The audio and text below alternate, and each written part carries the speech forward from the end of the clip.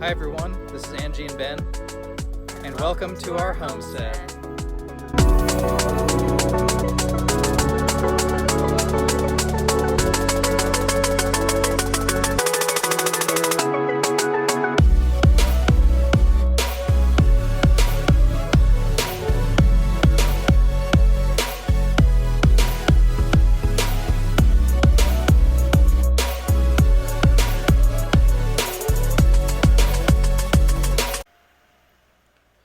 Alright everyone, welcome to my build series where I begin my construction on a new workshop on the homestead.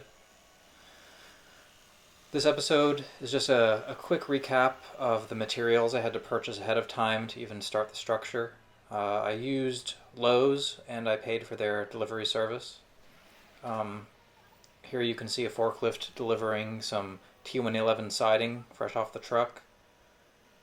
I decided on this siding because it acts as the outside cladding for rigidity, and it takes place of the siding as well.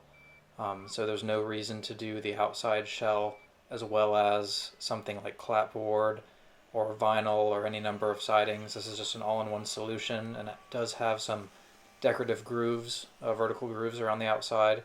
It does have a somewhat of a tongue and groove overlapping nature, more of a shiplap. Each piece is slightly wider than 4 feet in order to overlap slightly over the next sheet.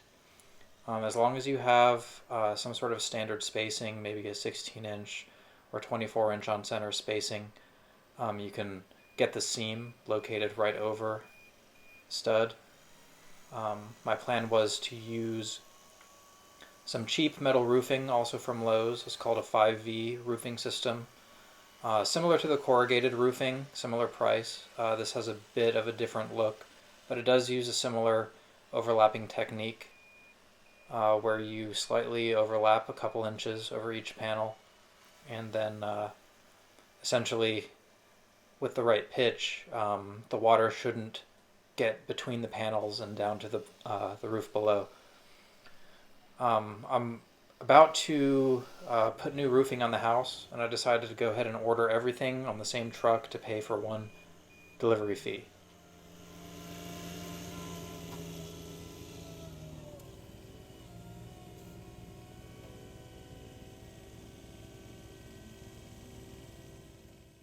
I have 12-foot panels for the house, and I have 8-foot panels for the workshop. Obviously the workshop is going to be more than 8 feet. 8 feet's really not much for a shop. But with 2 overlapping 8-foot sheets, you could get pretty close to a 16-foot roof, and that's what I did with this design.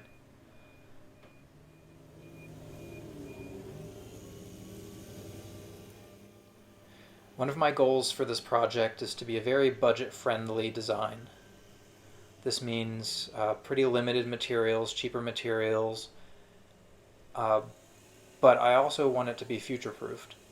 So on this load here on the forklift, you can see some pretty thick subfloor.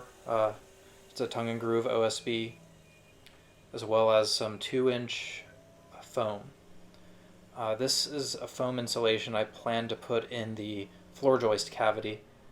In case I ever want to have a climate-controlled shop, insulate the walls, insulate the roof, I can add all that later, but what I cannot go back and do later without a crawl space is insulate the floor. Basically the skids are going to be right on the ground, and the joist is only going to be maybe 3 to 4 inches off the ground. So getting the insulation up front is pretty important.